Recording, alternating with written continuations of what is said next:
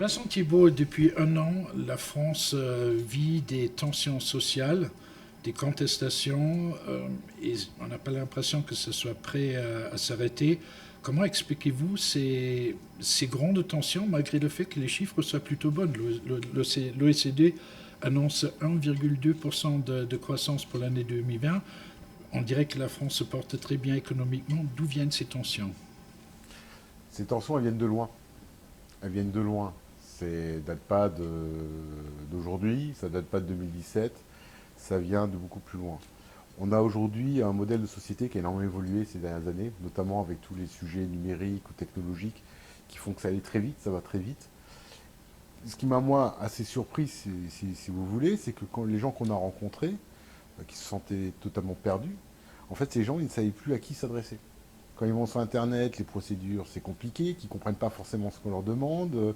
Aujourd'hui, 2 millions de jeunes, entre 18 et 23 ans, n'ont ni formation, ni diplôme, ni métier. Et je pense qu'aujourd'hui, c'est ça qui s'exprime. Des gens qui disent, mais on en a assez d'être au bord de la route. Et quand on a eu notamment, dès le début, avec mon équipe, nous avons été à la rencontre des manifestants, on a fait des réunions avec eux, on est encore en contact avec eux, parce qu'on se rendait compte qu'en fait, déjà, il y avait un besoin de reconnaissance, besoin de pouvoir s'exprimer, et surtout un besoin de comprendre ce qui se passe. Comprendre ce qui se passe. Donc, du coup, comprendre ce qui se passe et comprendre quelle est leur place dans la société. Et toute la question aujourd'hui, dans notre travail, dans mon travail quotidien justement, c'est à chaque fois je me pose la question où je mets l'humain dans toutes les décisions qu'on prend. On assiste aujourd'hui à une radicalisation, certainement une baisse d'adhésion à ces mouvements sociaux, même si la majorité des Français, je pense, portent toujours l'idée d'une plus grande justice sociale.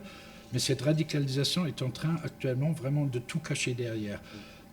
Quelles seraient les possibilités que vous voyez pour mettre un terme à cette radicalisation qui risque même de porter préjudice aux revendications sociales de ce mouvement? Ben, je pense que le mouvement d'aujourd'hui n'a plus rien à voir avec le mouvement d'il y a un an. Il y a un an, on parlait de justice sociale, on parlait de valorisation, on parlait d'entente, on a fait des choses. Hein. Je rappelle juste que les décisions prises, c'est aujourd'hui 17 milliards de redistribution aux Français et aux Françaises. Ce n'est pas rien, 17 milliards. Et aujourd'hui, revendication, c'est ah bah Macron, Emmanuel Macron, ok, d'accord, très bien, bah, on a le droit de ne pas être d'accord avec Emmanuel Macron, mais c'est-à-dire quoi? On veut changer de système? On n'est plus dans la notion de social, là.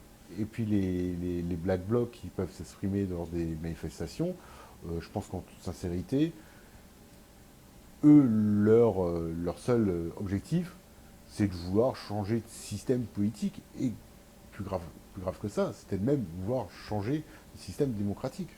Voire même tuer la démocratie, parce qu'à un moment donné, on est quand même dans un pays où on a le droit de s'exprimer. Et on a le droit de s'exprimer aussi politiquement tous les 5 ans. Il y a un mandat, et tous les 5 ans, les gens, si les gens ne sont pas satisfaits de mon travail, dans 5 ans, ils voteront pour que ce soit un autre. Et c'est tout à fait normal, c'est tout à fait démocratique. Donc, la démocratie existe. Quand moi j'entends des gens qui disent aujourd'hui que nous vivons dans la dictature, je pense que là, il y a un véritable malaise. On ne peut pas accepter ça. Et je pense que c'est un affront et c'est une insulte aux gens aujourd'hui qui vivent dans des systèmes de dictature, qui en souffrent au quotidien. Là-dessus, il y a un chiffre qui me froisse un peu.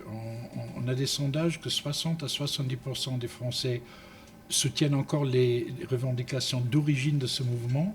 Pourtant, à l'élection européenne, les trois listes où il y avait les Gilets jaunes ont totalisé ensemble 1% des votes.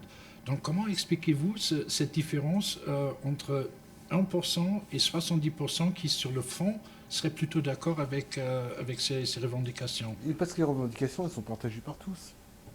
Même moi, je partage les revendications. Bien sûr que je veux plus de social. Bien sûr que je suis le premier à vouloir que chaque citoyen et chaque citoyenne, que les jeunes puissent avoir un avenir, que chacun s'y trouve dans sa société. Bien sûr, elles sont tout à fait légitimes, ces revendications. Et je connais personne qui serait contre ça. Ou alors c'est un dictateur. Le seul problème, c'est à un moment donné, c'est que les Gilets jaunes, effectivement, au moment des élections européennes, ont voulu transformer ça, enfin certains Gilets jaunes, parce que c'est pas la totalité des Gilets jaunes, je ne veux pas faire d'amalgame, mais certains ont voulu transformer ça en mouvement politique. Sauf que voilà, on se rend compte que faire un mouvement politique, c'est compliqué. Je pense que c'était pas la volonté des gens qui se sont exprimés. Ils n'ont pas voulu politiser. Je suis même pour que ce mouvement continue sous d'autres formes, puisse s'exprimer, soit un lieu d'expression et surtout de partage entre les gens qui se retrouvent.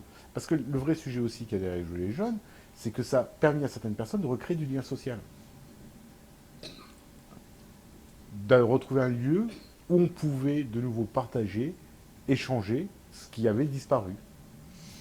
Donc le gouvernement doit poursuivre son action sociale. Vous avez parlé des 17 milliards. Il faut un dialogue social encore plus structuré peut-être que les grands débats et vraiment chercher la fraternité dans la devise française par ce biais-là. Oui, tout à fait. Et je pense qu'il faut que... Moi, je suis en train de réfléchir, notamment aujourd'hui, comment faire l'acte 2 des grands débats, quel périmètre on va pouvoir de nouveau rassembler les personnes, les impliquer sur des sujets, que ce ne soit pas politisé. Merci beaucoup pour cet entretien.